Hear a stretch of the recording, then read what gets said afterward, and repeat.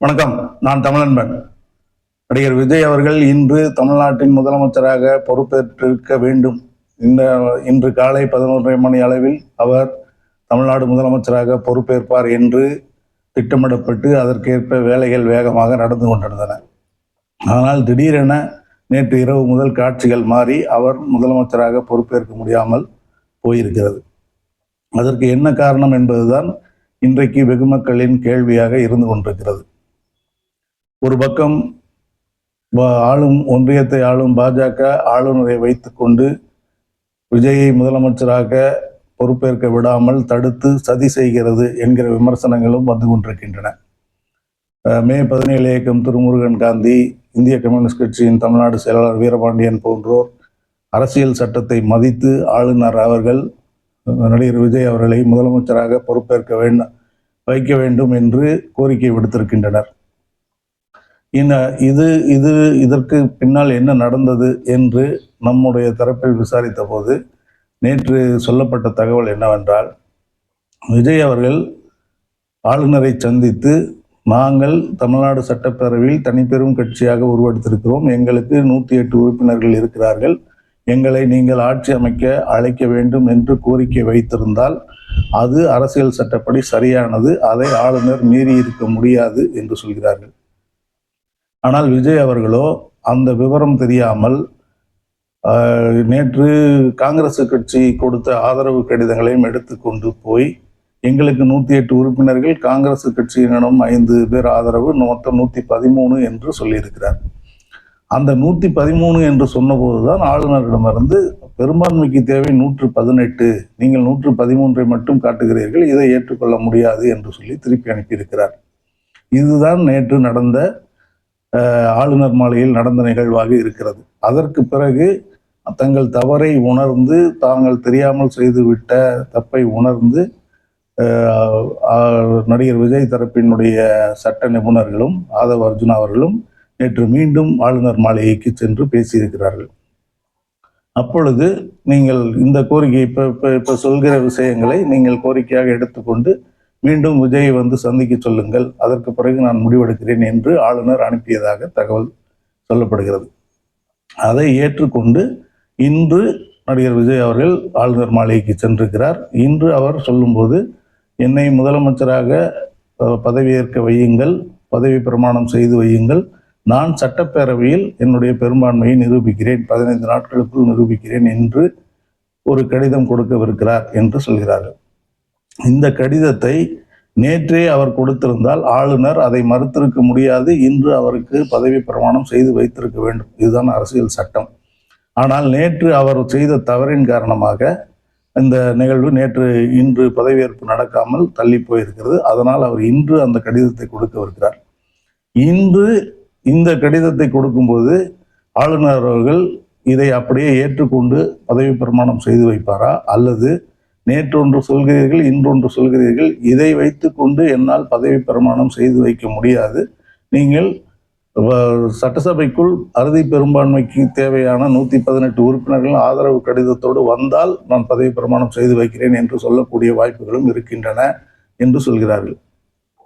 இன்னொரு பக்கம், ஏற்கனவே உச்சநீதிமன்ற தீர்ப்புகளில் பெரும்பான்மையை நிரூபிக்க வேண்டியது சட்டமன்றத்தில் தானே ஒழிய ஆளுநர் மாளிகையில் அல்ல என்று ஒரு கருத்து இருக்கிறது. உச்சநீதிமன்ற தீர்ப்புகளும் இருக்கின்றன என்பதால் ஆளுநர் இதை ஏற்க வேண்டும். ஆளுநர் இதை ஏற்காமல் மறுதளிப்பாரானால் அது அரசியல் படுத்தப்பட்டது, அரசியல் காரணமாகத்தான் என்று எடுத்துக்கொள்ளப்பட வேண்டும் என்கிற கருத்துக்களும் இப்பொழுது ஓடிக்கொண்டிருக்கின்றன. அதே நேரம் ஆளுநரை பொறுத்த வரைக்கும், நீங்கள் நேற்று சொன்னது 113 பேர் என்று சொன்னீர்கள், உங்களுடைய கட்சியை மட்டும் சொல்லவில்லை, 113 பேர் என்று என்னிடம் கொடுத்த கடிதம் இருக்கிறது, அதில் இன்றைக்கு மாற்றி இன்றொன்று சொல்கிறீர்கள், இப்படி மாற்றி மாற்றி பேசினால் நான் அதை ஏற்க முடியாது என்கிற வாய்ப்பும் இருப்பதாகவும் சொல்கிறார்கள். எப்படி இருப்பினும் அவர் இன்று பதவியேற்பது நடக்கவில்லை, தள்ளி போயிருக்கிறது. இன்று கொடுக்கிற கடிதத்தை ஏற்று ஆளுநர் அழைப்பு விடுப்பாரா என்பதும் இன்று ஆளுநர் கையில் இருக்கிறது. ஆளுநர் கையில் இருக்கிறது. அதே சமயம் ஆளுநர் அவர்கள் நேற்று இரவே கிளம்பி கேரளாவுக்கு செல்ல வேண்டிய பயணத்தையும் நிறுத்திவிட்டு இன்று விஜய் சந்திப்பிற்காக இங்கே காத்திருக்கிறார் என்றால் அரசியல் சட்டப்படி சரியாக இருந்தால் பதவி பிரமாணம் செய்து வைத்து விடலாம் என்பதற்காக என்றும், அல்லது மேற்கொண்டு நீ பதவியேற்கவே முடியாத அளவுக்கு கேள்விகளை கேட்டு அவரை முடக்கிவிட வேண்டும் என்பதற்காகவும் இருக்கிறார் என்றும் இருவேறு கருத்துக்கள் இப்போது சொல்லப்பட்டு கொண்டிருக்கின்றன. இப்பொழுது இந்த சந்திப்பு, இன்றைக்கு நடந்து கொண்டிருக்கிற சந்திப்பினுடைய முடிவு, அதாவது இன்றைக்கு விஜய் அவர்கள் எங்களுக்கு 108 பேர் இருக்கிறார்கள், நாங்கள் தனிப்பெரும் சிங்கிள் லார்ஜஸ்ட் பார்ட்டி என்று சொல்லக்கூடிய தனிப்பெரும் கட்சியாக இருக்கிறோம், அதனால் எங்களை ஆட்சி அமைக்க அழைக்க வேண்டும் என்கிற கோரிக்கை கடிதத்தோடு விஜய் போயிருக்கிறார். இதன் முடிவை அவர் இன்று மாலைக்குள் சொல்லலாம், நாளைக்கும் சொல்லலாம், ஆளுநர் ஒரு நேரம் எடுத்துக்கொள்வார்.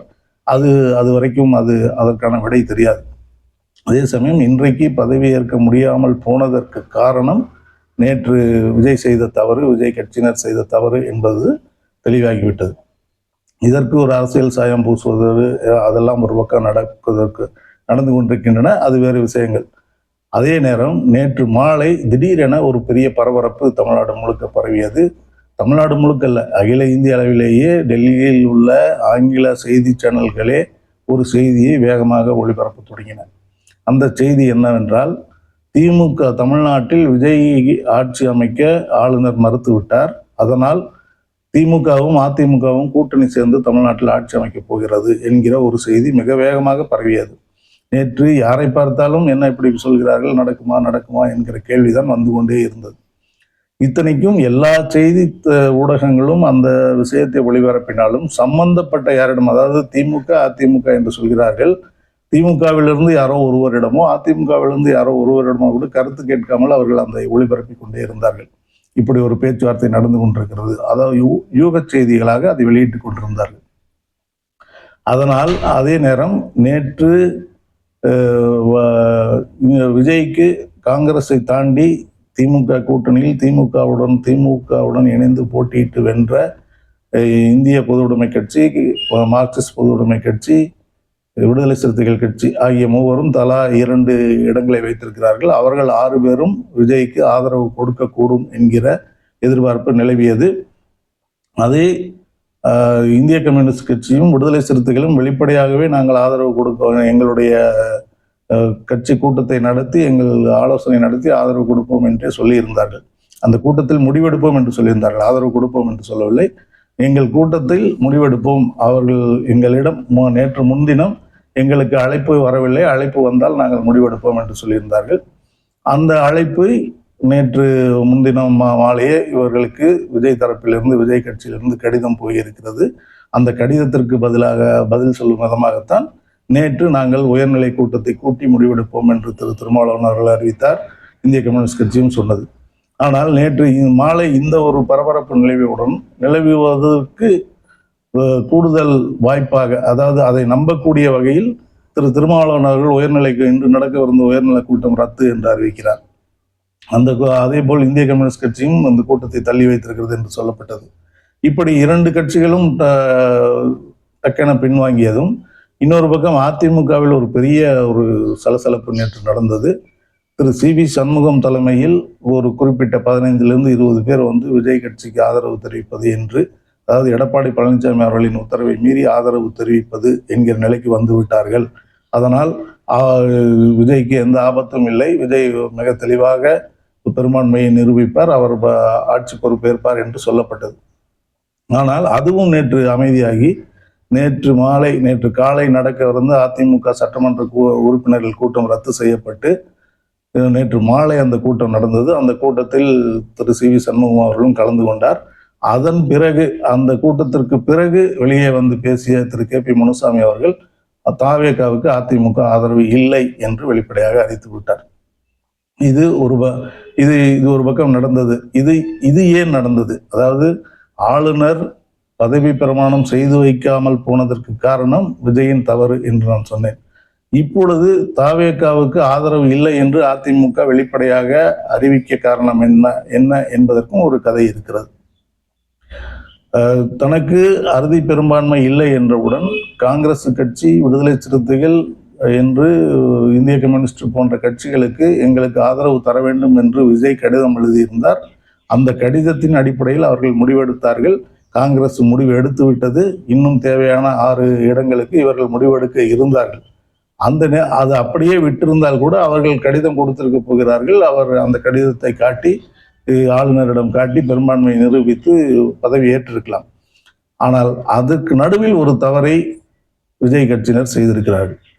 அந்த தவறு என்னவென்றால், அதிமுகவின் ஆதரவு நமக்கு இருந்தால் இன்னும் தெம்பாக இருக்கலாம், நிறைய உறுப்பினர்கள் ஆதரவோடு நாம் ஆட்சியை நடத்தலாம் என்ற எண்ணத்தில் இருந்த விஜய் அவர்கள் அதற்கு என்ன செய்திருக்க வேண்டும், முறையாக அதிமுக பொதுச் செயலாளர் அவர்களை அணுகி எங்களுக்கு ஆதரவு கொடுங்கள் என்று கேட்டிருக்க வேண்டும்.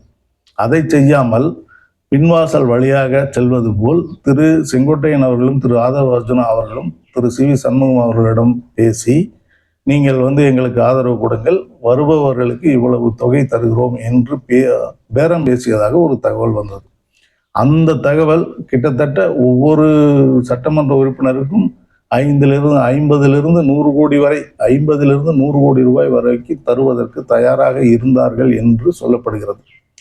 இது முழுக்க யூக செய்திதான் என்றாலும், நேற்று காலை நடக்கவிருந்த அதிமுக சட்டமன்ற உறுப்பினர்கள் கூட்டம் ரத்தாகி அது மாலையில் எடப்பாடி பழனிசாமி அவர்கள் வீட்டில் நடந்ததற்கு இடையில் இது நடந்தது, இந்த பேரம் நடந்தது என்ற காரணத்தினால்தான் அதை சரி செய்துவிட்டு உறுப்பினர்கள் கூட்டத்தை கூட்ட வேண்டும் என்பதற்காக எடப்பாடி எடுத்துக்கொண்ட நேரத்தால் தான் அந்த கூட்டம் தள்ளி வைக்கப்பட்டு மாலை நடந்தது என்று சொல்கிறார்கள். அப்பொழுது அந்த பேரம் நடந்தது என்பதற்கும் இந்த கூட்டம் தள்ளி வைக்கப்பட்டு பிறகு நடந்ததையும் ஒப்பிட்டு பார்க்கும்போது அது கணக்கு நேராக இருக்கிறது என்பது போல் அந்த பேரம் நடந்திருக்கும் என்று தெரிய வருகிறது. அப்படி ஒரு இந்த திமுக கூட்டணி கட்சிகளிடம் நேர்மறையாக நடந்து கொண்ட விஜய் தரப்பு அதிமுகவிடம் ஒரு குறுக்கு வழியில் நுழைந்ததுதான் அவங்க அந்த பின்னடைவுக்கு காரணமாக அமைந்து விட்டது. அங்கும் திரு எடப்பாடி பழனிசாமி அவர்களிடம் பேசி எங்களுக்கு ஆதரவு கொடுங்கள் என்று கேட்டிருந்தால் அவர்கள் வெளியிலிருந்து ஆதரவு என்று கூட சொல்லி இருக்கலாம்.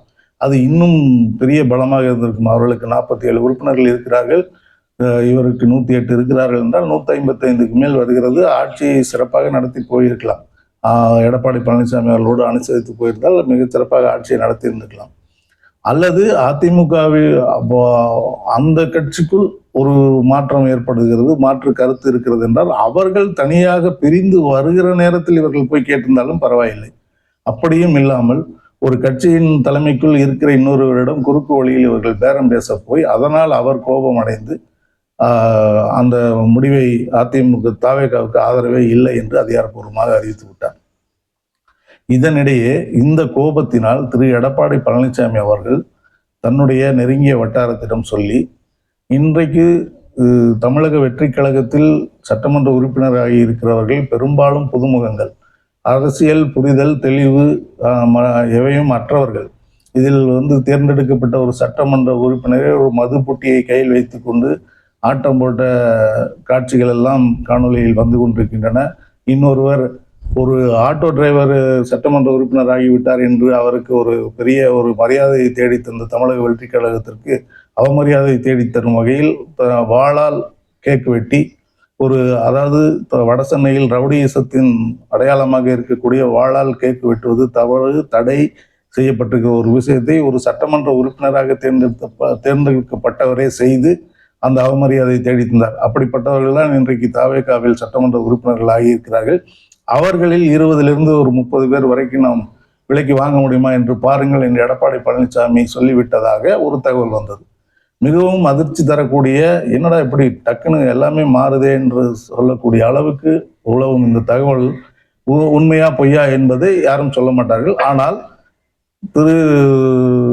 தமிழக வெற்றி கழகத்தில் வெற்றி பெற்ற எம்எல்ஏக்கள் சட்டமன்ற உறுப்பினர்கள் அனைவரையும் சென்னைக்கு பக்கத்தில் ஒரு ரிசார்ட்டில் தங்க வைத்து பாதுகாத்திருக்கிறார்கள். அங்கு தாவேகாவினர், அதாவது விஜயினுடைய உத்தரவு இல்லாமல், விஜய் மேலிடத்தினுடைய உத்தரவு இல்லாமல் யாரும் அவர்களை சந்தித்து விட முடியாது. அவர்கள் குடும்பத்தினரே கூட அவர்களை சந்தித்து விட முடியாது என்கிற அளவுக்கு பலத்த காவல் போட்டு வைத்திருக்கிறார்கள்.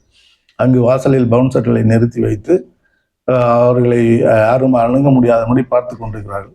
அதை பார்க்கும் பொழுது, அதாவது நமக்கு ஒரு விஷயம் ஒரு ஊகமாக ஒரு செய்தியில் உலாவிக் கொண்டிருக்கிறது என்றால் அதை உறுதிப்படுத்தக்கூடிய வாய்ப்பு அதனுடைய எதிர்விளையை வைத்துத்தான் நாம் தெரிந்து கொள்ள வேண்டிய கட்டாயத்தில் இருக்கிறோம். யாரும் பாதிக்கப்பட்டவர்கள் சொன்னால் ஒழிய பாதிப்பு வெளியில் தெரியாது என்கிற மாதிரி தான் இருக்கிறது. விஜய் கட்சியினரை விலக்கி வாங்க எடப்பாடி பழனிசாமி முயல்கிறார் என்கிற ஊகத்தை உறுதிப்படுத்தும் வண்ணம் இவர்கள் பவுன்சர்களை வைத்து பாதுகாத்து தங்களுடைய சட்டமன்ற உறுப்பினர்களை பாதுகாத்ததன் மூலம் நாம் உறுதிப்படுத்திக் கொள்ள முடியாது. ரொம்ப இயல்பாக ஒரு கேள்வி வரலாம் எல்லோருக்கும்.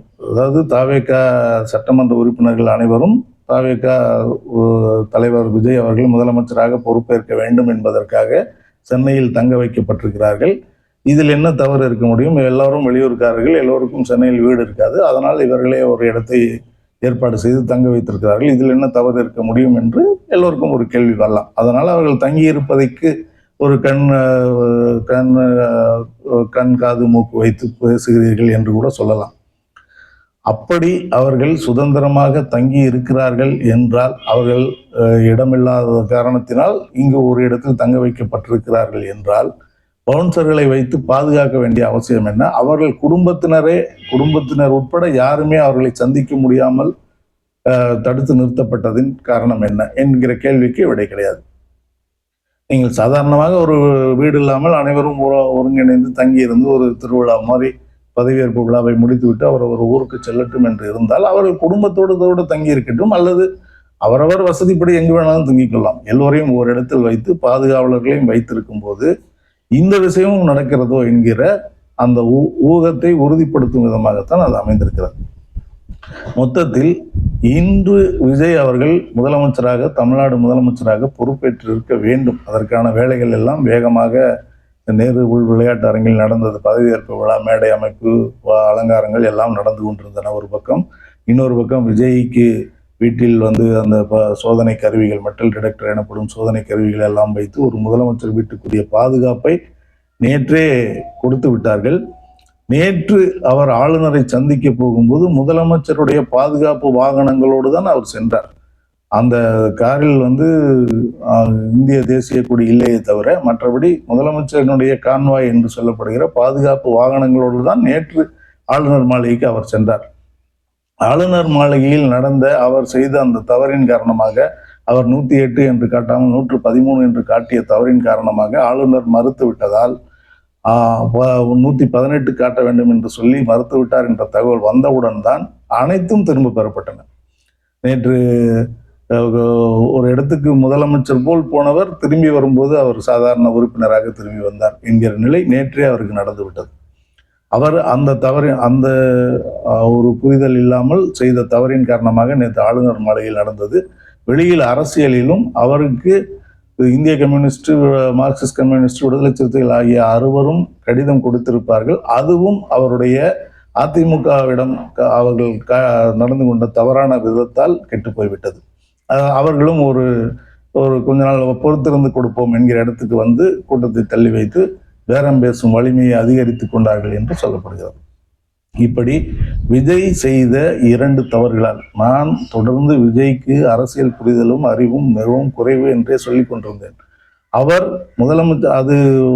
முதலமைச்சராக பொறுப்பேற்கிற இடத்திற்கு வந்த பிறகும் சரியான ஆலோசனைகள் கேட்காமல், சரியான ஆலோசனைகளை வைத்துக் கொள்ளாமல் இருக்கிறார் என்பதன் வெளிப்பாடு தான் நேற்று நடந்த இந்த 2 பெரிய தவறுகள்.